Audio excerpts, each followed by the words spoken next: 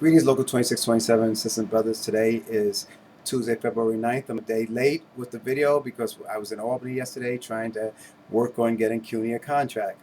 Now, Local 2627 has 1,000 people that work for CUNY, and DC 37 has over 10,000 people that work for CUNY. So it's important that we talk to the legislators up there. The governor doesn't seem fit to fund CUNY like he's supposed to. He's vetoing things that have to do with CUNY, and I don't understand what the governor's issue is. Now, there's also increasing the tuition at CUNY for another $300, which makes it very difficult for people to get college educations. Now, we're supposed to be able to compete with the people from the outside, from other countries, from other places around this country, and he's making college very hard, a college degree very hard to attain by keep on raising the tuition. Now, there's $485 million that he did not feel that he should put in a budget for CUNY, which is something that we always get around that number. And the city of New York is ready, willing, and able to put up their portion of the money to get us a contract. The problem is with the state. The $15 an hour, that minimum wage that all the state employees are getting, the governor felt that CUNY didn't deserve it. So some CUNY members will still be making less than $15 an hour. So these are the kind of things that we had to go up there and talk to our legislators about, our assembly and our state senators, to try to change the governor's mind and find out what's on the governor's mind. So we found out about the CUNY lobby day on Wednesday evening, and I sent out an email to our CUNY members on Thursday morning. And like the rest of the city, we need to have 7-day notice to ask for annual leave. So we got a reasonable turnout. We got 8 people, well, actually 9 people with me, and I'm pleased that we had them come out. But there's not enough people getting involved. We only have one bus go to Albany. Again, we have 1,000 people from 2627 alone, and another 10,000 from altogether in DC 37. Now, I think the next time something like that happens, I'm going to send it out to everybody, because we need to show solidarity. So we need to get out here and do these demonstrations. But I do want to give a shout out to the members who were able to make it yesterday. Joseph Tavares, from LaGuardia. Melina Jura from LaGuardia. Edward Patry from LaGuardia. Eric Brown from the Grad Center, from the CUNY Grad Center. Myself. Terrence Dunn, the treasurer of 2627, also delegate to DC 37 and delegate to the Central Labor Council. Muhammad Chowdhury, executive board member of Local 2627, also a delegate to DC 37 and a delegate to Central Labor Council.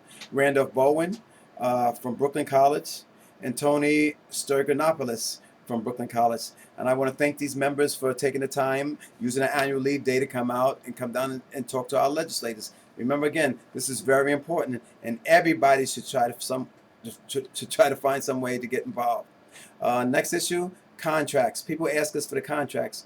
Well, the contracts, the quality of life part of the contracts is still the same. We have not negotiated that part of the contract yet. We only negotiated the money portion, what they call the economic portion of the contract. The economic portion of the contract is on the website, of course, and the other contracts are on the contract. Like I'm saying, the quality of life stuff is still exactly the same. So there's been no updates for people asking to see a contract for the last negotiation that we had. We have not had the negotiations for the quality of life portion of the contract. We sent out a memo to the city, letting them know that we were ready. So we're just waiting for a response from them. Exam update, we have no update for you. DCAS has not seen fit to tell us anything about the exam at all, except there's going to be question and answer. And now, if you are not a city employee, you're going to have to do a slight E&E exam just to see if you qualify to take the question and answer portion of the exam. Now it's getting to the midnight hour where if they wait too long, we will not be able to give the preparatory course like we generally give a preparatory course for any exams that's coming up. Now, one of the things that's going on right now, one of our members has started a petition. He has almost 1,000 signatures on it, a petition to DCAS, and about having this exam be E&E, which makes perfect sense because our local is so diverse in our skill sets, and we're in every city agency, more than 100 city agencies. There's no way in the world that we could possibly, that DCAS could possibly make an exam, a question and answer exam, that will cover everybody's skill set. So a petition has been going around for a couple of weeks. If you want to join in the petition or you want information about the petition, you need to contact dcaspetition@gmail.com. I will spell it for you just in case. DCAS, DCAS, petition, PETITION @gmail.com. And you need to send an email to that email address, and they will give you any information that you need on a petition, or sign a petition, or give you a copy of the petition so you can give it to your members. Again, I want to remind people, if you call and you don't get anybody on the phone, do not hang up without leaving us your name and your phone number. And please say your phone number slowly so we don't have to play it 3 or 4 times to try to figure out what you're saying. So please say clearly your name and your phone number, and we will get back to you. We are doing other things as during the day, and sometimes we just can't pick up the phone then, but we will get back to you. If you notice, a minute ago the phone rang in here and we had to keep doing what we're doing, but we will get back to that person that called if they did leave their number. Good and welfare this week. From NYCHA, unfortunately 2 people from NYCHA, Leonard Milson, his mother-in-law passed away, and Samar Patel, his father-in-law passed away. And as usual, our sorrow and empathy goes out to the members when they have these times of sorrow. Till I speak to you again next week, in solidarity, and let me remind everybody, you gotta vote. We are being beat up because we are not going to the polls and voting. You gotta vote. Your family has to vote. Your friends have to vote.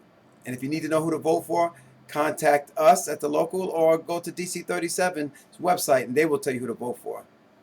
In solidarity, this is Robert Ajayi. I'll speak to you soon.